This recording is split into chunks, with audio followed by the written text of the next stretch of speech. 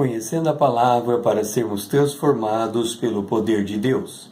E hoje lendo em João capítulo 17, o versículo 23. Eu neles e tu em mim, a fim de que sejam aperfeiçoados na unidade, para que o mundo conheça que tu me enviaste, e os amaste como também o amaste a mim. A obra da cruz nos trouxe salvação. Isto é porque Jesus, ele é o Cordeiro de Deus que tira o pecado do mundo. É o que está em João, capítulo 1, versículo 29. Ao tirar o nosso pecado, o Senhor fez três grandes coisas absolutamente importantes para nós. Está em Romanos, no capítulo 4, versículos 7 e 8. O Senhor perdoou todos os nossos pecados. E nós estamos falando de todos os nossos pecados ao longo de toda a nossa vida. Por quê? Porque Ele nos perdoou, sendo nós ainda pecadores. É o que está em Romanos, capítulo 5, verso 8, quando declara que Cristo morreu em nosso lugar, sendo nós ainda pecadores. Ele cobriu os nossos pecados. E como é que Ele cobriu os nossos pecados? Ele colocou sobre nós a justiça de Cristo. Nós somos justificados em Cristo Jesus. Por isso temos paz com Deus.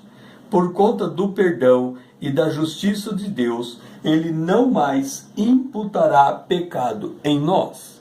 A questão do pecado ficou cabalmente resolvida diante de Deus. Por esta obra da cruz, que nos justificou diante de Deus em Jesus Cristo, o Senhor fez mais ainda. Ele nos fez uma nova criatura. Está em 2 Coríntios, capítulo 5, versículo 17.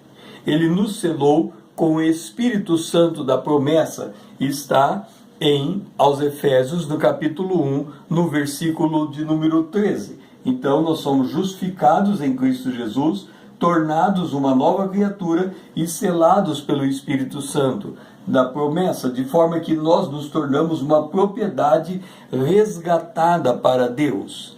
E isto é o que está escrito aos Efésios. O Espírito Santo nos selou para resgate. Paulo, consciente desta extraordinária obra da cruz, esta obra da cruz feita em nós, ele declara que foi uma tremenda prova de amor o que Deus realizou, porquanto Ele nos amou, sendo nós ainda pecadores. É o que está em Romanos, no capítulo 5, versículo 8. Agora vem a pergunta: por que Deus fez esta obra redentora em nós? Qual era o propósito de Deus?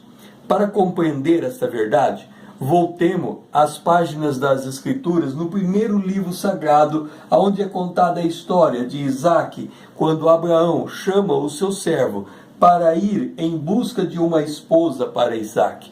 A Bíblia diz que o seu servo foi, e quando ele voltou, ele retornou, ele estava voltando com Rebeca. De longe, Rebeca olhou um homem e ela perguntou: quem é aquele homem que vem pelo campo? E o servo disse a Rebeca: ele é o meu senhor. Naquele instante, a Bíblia diz que Rebeca, ela se cobriu de um véu, e Isaque a recebeu por esposa e a amou. Antes disso acontecer, o servo de Abraão contou para Isaque tudo o que fizera por Rebeca.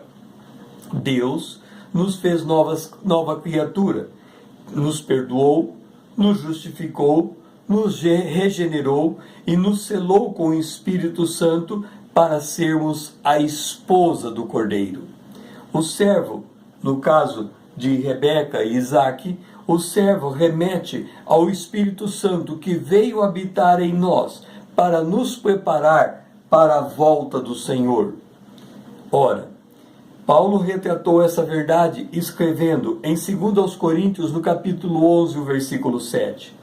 Porque zelo por vós com zelo de Deus, visto que vos tenho preparado para vos apresentar como uma virgem pura, a um só esposo, que é Cristo. Diante desta extraordinária revelação, que se aplica à palavra intercessória do Senhor lá atrás, quando ele pediu ao Pai que nós fôssemos aperfeiçoados de tal forma que nós pudéssemos compreender que Ele nos amou, que o Senhor Deus nos amou com a mesma intensidade com que amou o seu Filho. Deus nos ama com a exata e mesma medida com que ama Jesus. É o que está em João capítulo 17, o versículo 23.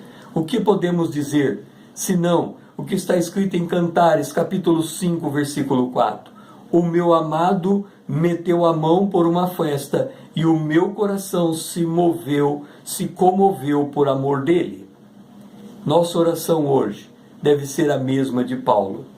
Que Deus nos conceda que sejamos fortalecidos com poder, mediante o seu Espírito no homem interior, e assim habite Cristo em nosso coração pela fé, estando nós arraigados e alicerçados no amor, aguardando o retorno do nosso esposo, que é Cristo. O meu nome é César, usando a internet para com você compartilhar a palavra de Deus.